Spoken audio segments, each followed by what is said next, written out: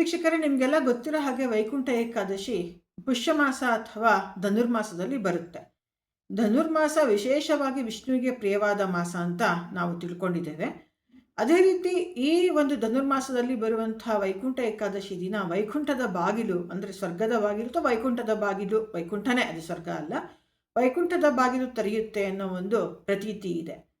ಸಾಮಾನ್ಯವಾಗಿ ಆ ದಿನ ವಿಷ್ಣುವಿನ ದೇವಾಲಯಗಳೆಲ್ಲದರಲ್ಲೂ ವಿಶೇಷವಾದ ಪೂಜೆಯನ್ನು ಮಾಡಿ ಉತ್ತರ ದಿಕ್ಕಿನ ಬಾಗಿಲಿನಿಂದ ತೆಗೆದು ಆ ದಿಕ್ಕಿನಿಂದ ಬಂದು ವಿಷ್ಣುವನ್ನು, ಅಂದರೆ ಅವತ್ತು ಏನಿದೆ ವಿಗ್ರಹವನ್ನು, ಮೂರ್ತಿಯನ್ನು ನೋಡಿ ಅದಕ್ಕೆ ಆಪೋಸಿಟ್ ಬಾಗಿಲಿನಲ್ಲಿ ಹೋಗುವಂಥ ಒಂದು ಸಂಪ್ರದಾಯ ಇದೆ. ಕೆಲವು ಕಡೆ ಉಯ್ಯಾಲೆ ಕೆಳಗಡೆಯಿಂದ ಬರಬೇಕು ಅಂದ್ಬಿಟ್ಟು ಉಯ್ಯಾಲೆಯನ್ನು ಮಾಡಿರ್ತಾರೆ, ಉಯ್ಯಾಲೆ ಸೇವೆಯನ್ನು ಸಹಿತ ಇರುತ್ತೆ.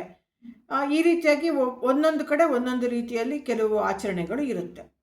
ಸಾಮಾನ್ಯವಾಗಿ ವೈಕುಂಠ ಏಕಾದಶಿನ ವೈಷ್ಣವರೆಲ್ಲರೂ ಮಾಡ್ತಾರೆ, ಅಂದರೆ ವಿಷ್ಣುವಿನ ಭಕ್ತರು ಮತ್ತು ಮನೆ ದೇವರಾಗಿ ಉಳ್ಳವರು, ಇಲ್ಲ ಇಷ್ಟ ದೇವತೆಯಾಗಿ ಉಳ್ಳವರು ಮಾಡ್ತಾರೆ.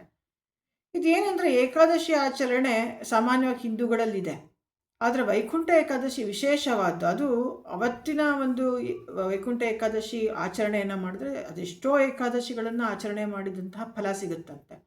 ಹಾಗೂ ಮತ್ತು ಆವತ್ತು ಏನಿದೆ ವೈಕುಂಠದ ಒಂದು ಬಾಗಿಲು ತೆರೆಯೋದ್ರಿಂದ ಅವತ್ತು ನಾವು ಮಾಡೋದ್ರಿಂದ ವೈಕುಂಠ ಏಕಾದಶಿ ಆಚರಣೆಯನ್ನು ಸಾಕಷ್ಟು ರೀತಿಯ ಫಲಗಳು ಸಿಗುತ್ತೆ ಎನ್ನುವ ಒಂದು ನಂಬಿಕೆ ಜನರಲ್ಲಿ ಇದೆ.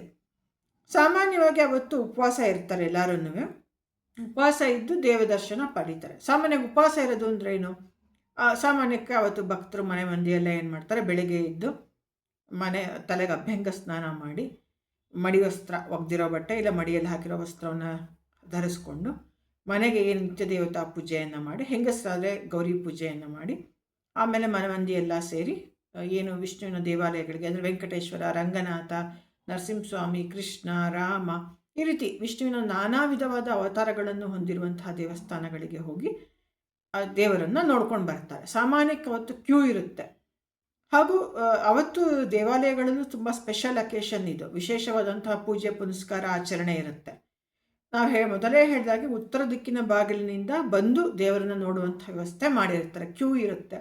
ಭಕ್ತಾದಿಗಳು ಅದರಲ್ಲಿ ಹೋಗಿ ಮತ್ತು ನಂತರ ದಕ್ಷಿಣ ದಿಕ್ಕಿನ ಬಾಗಿಲಿನಿಂದ ಬಂದು ಅಲ್ಲಿ ಪ್ರಸಾದವನ್ನು ಕೊಡ್ತಾ ಇದ್ರೆ ತಗೋತಾರೆ. ಈ ಒಂದು ಸಂದರ್ಭದಲ್ಲಿ ಸಾಕಷ್ಟು ಜನ ಪ್ರಸಾದ ಸೇವೆಯನ್ನು ಮಾಡ್ತಾರೆ, ಅಂದರೆ ಪ್ರಸಾದವನ್ನು ಜನಕ್ಕೆ ಹಂಚುವಂಥದ್ದು, ಸ್ವಯಂ ಸೇವಕರಾಗಿ ಕೆಲಸ ಮಾಡುವಂಥವರು ಸಹಿತ ಇರ್ತಾರೆ ಈ ಒಂದು ಆಚರಣೆಯಲ್ಲಿ. ಈ ಒಂದು ವೈಕುಂಠ ಏಕಾದಶಿ ಏನಿದೆ, ದೇವಾಲಯಕ್ಕೆ ಹೋಗಿ ದೇವರನ್ನ ನೋಡೋದಾಗತ್ತೆ, ಬೆಳಗ್ಗೆಯಿಂದ ರಾತ್ರಿವರೆಗೂ ಇರುತ್ತೆ.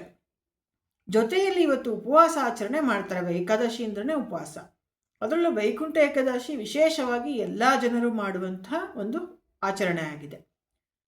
ಈ ಏಕಾದಶಿ ದಿನ ಉಪವಾಸ ಇರ್ತಾರೆ. ಉಪವಾಸ ಅಂದರೆ ಇರೋವಂಥವ್ರು ಇರ್ತಾರೆ, ಆದರೆ ಎಲ್ಲರೂ ಇರಲೇಬೇಕಂತನಿಲ್ಲ. ಚಿಕ್ಕ ಮಕ್ಕಳು, ಗರ್ಭಿಣಿ ಸ್ತ್ರೀಯರು, ಆರೋಗ್ಯ ಇಲ್ದಲೆ ಅನಾರೋಗ್ಯದಿಂದ ಬಳಲ್ತಾ ಇರೋರು, ವಯಸ್ಸಾಗಿರೋರು, ತೀರಾ ವಯಸ್ಸಾಗಿರೋರು ಏನಿದೆ, ಇಂಥವರಿಗೆಲ್ಲ ಒಂದು ಮಾರ್ಜಿನ್ ಇದೆ. ಉಪವಾಸ ಮಾಡಬೇಕು ಅಂದರೆ ನಿಟ್ಟುಪವಾಸ ಮಾಡಬೇಕು ಅಂತಿಲ್ಲ. ಏನಾದರೂ ಒಂದು ಫಲವನ್ನು, ಹಣ್ಣು ಹಂಪಲು, ಹಾಲು, ಎಳ್ನೀರು, ಇಲ್ಲ ಮುಸುರೆ ಅಲ್ಲದ್ದು ಅಂಥ ಒಂದು ತಿಂಡಿಗಳನ್ನು ತಿಂದು ಭೋಜಿಸುವಂಥ ಒಂದು ಏನಿದೆ ಆಚರಣೆ ಇದೆ. ಮುಸುರೆ ಅಲ್ಲದ್ದು ಅಂದ್ರೇನು? ನಮ್ಮಲ್ಲೇನು ಅಕ್ಕಿಯಿಂದ ಮಾಡಿದಂತಹ ಪದಾರ್ಥಗಳು ಬೆಂದಾಗ ಮುಸುರೆ ಆಗುತ್ತೆ ಅನ್ನೋದು. ಇದು ನಮ್ಮಲ್ಲಿ ದಕ್ಷಿಣ ಭಾರತದಲ್ಲಿ ನಮ್ಮ ಕಡೆ ಇರುವಂಥದ್ದು. ನೀವು ಬೇಕಾದರೆ ಗೋಧಿಯಿಂದ ಮಾಡಿದಂತಹ ರವೆ ಉಪ್ಪಿಟ್ಟು, ಚಪಾತಿ, ಪೂರಿ ಈ ಥರ ಏನು ಬೇಕಾದ್ರೂ ತಿನ್ಬೋದು. ಇಲ್ಲ ಅವಲಕ್ಕಿ, ಮುಂಚೆ ಎಲ್ಲ ಅಕ್ಕಿ ಭತ್ತದಿಂದನೇ ಮಾಡಿದ್ರು, ಮನೇಲೇ ಮಾಡಿರೋರು ಮಡಿಗೆ ಬರುತ್ತೆ ಅನ್ನೋರು. ಇನ್ನು ಅದು ಅಲ್ಲದೆ ಈ ಅವಲಕ್ಕಿ ಶ್ರೀಕೃಷ್ಣನಿಗೆ ಪ್ರಿಯವಾದ್ರಿಂದ ಅದು ಒಂಥರ ವಿಶೇಷವಾದ ಒಂದು ಆಹಾರ ಪದಾರ್ಥ ಪರಿಗಣಿಸಲ್ಪಟ್ಟಿದೆ.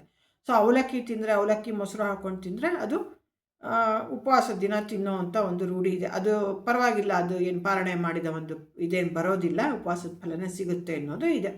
ತೀರಾ ಕೈಲಾಗದವರು ಅವಲಕ್ಕಿ, ಇಲ್ಲ ಈ ರವೆ ಉಪ್ಪಿಟ್ಟು, ಗೋಧಿ ಏನಿದೆ ಸ್ವೀಟು, ಗೋಧಿಯಿಂದ ಮಾಡಿದ್ದು ಪಾಯಸನೋ, ಗೋಧಿ ಒಡಕ್ಲು ಪಾಯಸನೋ, ಇಲ್ಲ ಚಪಾತಿ, ಪೂರಿ, ಇಲ್ಲ ಹಣ್ಣು ಹಂಪಲು, ಎಳ್ನೀರು, ಇಲ್ಲ ಕಾಳು ಬೇಳೆಗಳಿಂದ ಮಾಡಿದಂಥ ಕೋಸಂಬರಿ, ಈ ಥರದನ್ನು ನೀವು ಸಲಾಡ್, ಕೋಸಂಬರಿ, ಮೊಳಕೆ ಕಟ್ಟಿದ ಕಾಳುಗಳಿಂದ ಕೋಸಂಬರಿ, ಕಡಲೆಬೇಳೆ ಕೋಸಂಬರಿ, ಹೆಸರುಬೇಳೆ ಕೋಸಂಬರಿ, ಸೌತೆಕಾಯಿ, ಕ್ಯಾರೆಟು, ಈ ಥರ ಯಾವುದೇ ಒಂದು ರೀತಿಯ ಬೇಯಿಸಿದಂತಹ ಪದಾರ್ಥಗಳನ್ನ ಅವತ್ತು ಎಲ್ಲರೂ ಭೋಜಿಸ್ತಾರೆ.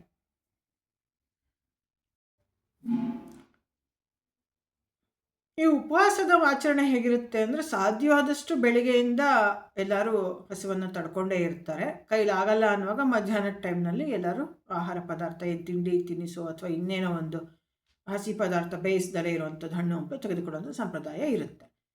ಬೆಳಗ್ಗೆ ದೇವಸ್ಥಾನಕ್ಕೆ ಹೋಗಿ ಬಂದಿದ್ರೆ ಓಕೆ, ಇಲ್ಲಾಂದರೆ ಸಂಜೆ ಹೋಗಿ ದೇವಸ್ಥಾನಕ್ಕೆ ಹೋಗಿ ದೇವರನ್ನ ನೋಡ್ಕೊಂಡು ಬರುವಂಥವ್ರು ಇರ್ತಾರೆ. ಸಂಜೆ ಭಜನೆಗಳನ್ನು ಮಾಡುವಂಥವ್ರು ಇರ್ತಾರೆ.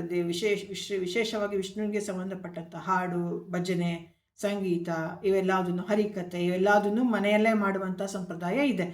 ಇವತ್ತಿಗೂ ಅಷ್ಟೇ ಕೆಲವು ಕಡೆ ಪ್ರತಿ ಶನಿವಾರ ಭಜನೆ ಮಾಡ್ತಾರೆ ಮನೆಗಳಲ್ಲಿ. ಆ ಥರ ಭಜನೆ ಮಾಡೋರು ಇದ್ದವರು ವಿಶೇಷವಾಗಿ ಹಬ್ಬ ಹರಿದಿನಗಳಲ್ಲಿ ಆಯಾ ದೇವರಿಗೆ ಸಂಬಂಧಪಟ್ಟಂತಹ ಭಜನೆಗಳನ್ನು ಹೇಳುವಂತಹ ಸಂಪ್ರದಾಯ ಇದೆ. ಇದಾದ ನಂತರ ಅವತ್ತಿನ ಏಕಾದಶಿ ರಾತ್ರಿ ತಂದರೆ ಏನಾದರೂ ಆಹಾರ ಪದಾರ್ಥ ತೊಗೊಂಡ್ರೆ ತೊಗೋಬೋದು, ಇಲ್ದಿದ್ರಿಲ್ಲ. ಇಲ್ಲಾಂದರೆ ಅಶಕ್ತರು ಉಪವಾಸ ಮಾಡೋಕ್ಕೆ ಸಾಧ್ಯವಿಲ್ಲದಲೇ ಇರೋರು ಪುನಃ ಏನಾದರೂ ಈ ರೀತಿಯ ಒಂದು ಹಣ್ಣು ಹಂಪಲು ಅಥವಾ ಮುಸುರೆ ಅಲ್ಲದ ಪದಾರ್ಥವನ್ನು ತಿಂದು ಮಲ್ಕೊಳ್ಳುವಂಥ ಸಂಪ್ರದಾಯ ಇರುತ್ತೆ, ಹಾಲು ಕುಡಿಯುವಂಥದ್ದು ಆ ಥರ. ಮರುದಿನ ದ್ವಾದಶಿ ಪಾಲನೆ ಮಾಡ್ತಾರೆ. ಅವತ್ತು ಫುಲ್ ನ್ಯೂಟ್ರಿಷನಲ್ ಆಗಿ ಹಬ್ಬದ ಅಡುಗೆಯನ್ನೇ ಮಾಡಿಕೊಂಡು ಊಟ ಮಾಡುವಂಥ ಸಂಪ್ರದಾಯ ಇರುತ್ತೆ. ಇಲ್ಲಿ ನಾವು ಒಂದು ಅಬ್ಸರ್ವ್ ಮಾಡಬೇಕು ಏನಂದರೆ, 15 ದಿನಕ್ಕೊಂದ್ಸಲ ಏಕಾದಶಿ ಬರುತ್ತೆ. ಒಂದೊಂದು ಪಕ್ಷದಲ್ಲೂ ಏಕಾದಶಿ ಬರೋದ್ರಿಂದ ಎಲ್ಲ ಏಕಾದಶಿಯನ್ನು ಮಾಡೋರು ಕೆಲವರು ಇರ್ತಾರೆ. ಈ ಏಕಾದಶಿ ಆಚರಣೆಯಿಂದ ನಮ್ಮ ಒಂದು ಡೈಜೆಸ್ಟಿವ್ ಟ್ರ್ಯಾಕ್ಗೆ ಸ್ವಲ್ಪ ರೆಸ್ಟ್ ಸಿಕ್ಕು, ನಮ್ಮ ಒಂದು ಪಚನ ಕ್ರಿಯೆ ಏನಿದೆ ದೇಹದಲ್ಲಿ ಚೆನ್ನಾಗಿ ಆಗುವಂಥದ್ದು, ಅದಕ್ಕೊಂಥರ ಆ್ಯಕ್ಟಿವ್ ಆಗುವಂಥ ಒಂದು ಚಾನ್ಸಸ್ ಇರುತ್ತೆ. ಇದು ಒಂದು ಸೈಂಟಿಫಿಕ್ ರೀಸನ್. ಆದರೆ ಮರುದಿನ ಸ್ವಲ್ಪ ಹಬ್ಬದ ಅಡುಗೆ ಅಥವಾ ನ್ಯೂಟ್ರಿಷನ್ ಎಲ್ಲ ಕಾಳು ಬೇಳೆ ಎಲ್ಲದೂ ಇರೋವಂಥ ಊಟ ಮಾಡೋದ್ರಿಂದ ಅಲ್ಲಿ ಏನು ಗ್ಯಾಪ್ ಆಗಿರುವಂತಹ ನ್ಯೂಟ್ರಿಷನ್ನು ಮಾರನೇ ದಿನ ತೊಗೊಳ್ಳೋವಂಥದ್ದು ಇರುತ್ತೆ. ಎಲ್ಲ ಹೊಟ್ಟೆಗೆ ಸೇರುತ್ತೆ, ದೇಹಕ್ಕೆ ಸೇರುತ್ತೆ ಅನ್ನೋದಲ್ಲ, ತಿಂದಿದ್ದೆಲ್ಲ ಅದು ಇರುತ್ತೆ. ಆದರೂ ಒಂದು ಈ ರೀತಿಯಾಗಿ ನಮ್ಮ ಒಂದು ಹಿಂದೂ ಧರ್ಮದ ಈ ಆಚರಣೆಯಲ್ಲಿ ಒಂದು ಸೈನ್ಸ್ ಅನ್ನೋದು ಇದೆ. ಅದೇ ರೀತಿ ವೈಕುಂಠ ಏಕಾದಶಿ ನಿಟ್ಟುಪವಾಸ ಮಾಡೋರು, ಅಂದರೆ ಏನೂ ತೊಗೊಳ್ದಲೇ ಬರೀ ಉಪವಾಸ ನೀರು ಕುಡ್ಕೊಂಡಿರೋವಂಥವ್ರು ಇರ್ತಾರೆ.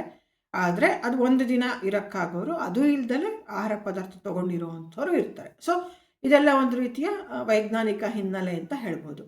ಅಷ್ಟನ್ನು ಬಿಟ್ಟರೆ ವೈಕುಂಠ ಏಕಾದಶಿಯಿಂದ ಸಾಕಷ್ಟು ಫಲಗಳು ಬರುತ್ತೆ. ಆಗ ವಿಷ್ಣುವಿನ ಒಂದು ಆರಾಧನೆ ಮಾಡೋದ್ರಿಂದ ನಿಮಗೆ ಏನು ಬೇಕೋ, ನಿಮ್ಮ ಮನಸ್ಸಿನ ಏನು ಒಂದು ಅಭೀಷ್ಟ ಇರುತ್ತೆ ಅದು ನೆರವೇರುತ್ತೆ. ಈ ವೈಕುಂಠ ಏಕಾದಶಿ ಬಗ್ಗೆ ವಿಷ್ಣು ಪುರಾಣ, ಪದ್ಮಪುರಾಣ ಹಾಗೂ ಇತರ ವಿಷ್ಣುವಿಗೆ ಸಂಬಂಧಪಟ್ಟಂತಹ 18 ಅಷ್ಟಾದಶ ಪುರಾಣಗಳಲ್ಲೂ ಸಹಿತ ಕೆಲವು ಮಾಹಿತಿ ಸಿಗುತ್ತೆ. ಎಲ್ಲದರಲ್ಲೂ ಸಿಗುತ್ತೆ ಅಂತ ಅನಿಸುತ್ತೆ. ನಾನು ಓದಿರೋದು ಪದ್ಮಪುರಾಣ, ವಿಷ್ಣು ಪುರಾಣದಲ್ಲಿ ಸಾಕಷ್ಟು ಹಿಂದೆ ಅದನ್ನು ಓದಿರೋ ಅಂಥ ಒಂದು ನೆನಪು ನನಗಿದೆ. ಹೀಗಾಗಿ ವೈಕುಂಠ ಏಕಾದಶಿ ಆಚರಣೆ ಬಹಳ ಪ್ರಶಸ್ತವಾದ್ದು. ಹಾಗೂ ಆ ದಿನ ಸಾಕಷ್ಟು ಜನಕ್ಕೆ ಬಿಸ್ನೆಸ್ಸು ಆಗುತ್ತೆ. ಹೂವು, ಹಣ್ಣು ಹಾಗೂ ಏನು ಕೆಲವು ವಾಲಂಟಿಯರಿಂಗ್ ಮಾಡ್ತಾರೆ, ಕರಸೇವಕರು, ಭಜನಾ ಮಂಡಳಿಯವರು, ಸಂಗೀತಗಾರರು, ಇವ್ರಿಗೆಲ್ಲ ಒಂದು ರೀತಿ ಬಿಸ್ನೆಸ್ಸು ಜೊತೆಗೆ ಪುಣ್ಯದ ಒಂದು ಕೆಲಸನೂ ಸಹಿತ ಆಗುತ್ತೆ. ಸೊ ಈ ರೀತಿಯಾಗಿ ವೈಕುಂಠ ಏಕಾದಶಿ ಎಲ್ಲ ಕಡೆ ಆಚರಿಸಲ್ಪಡುತ್ತೆ.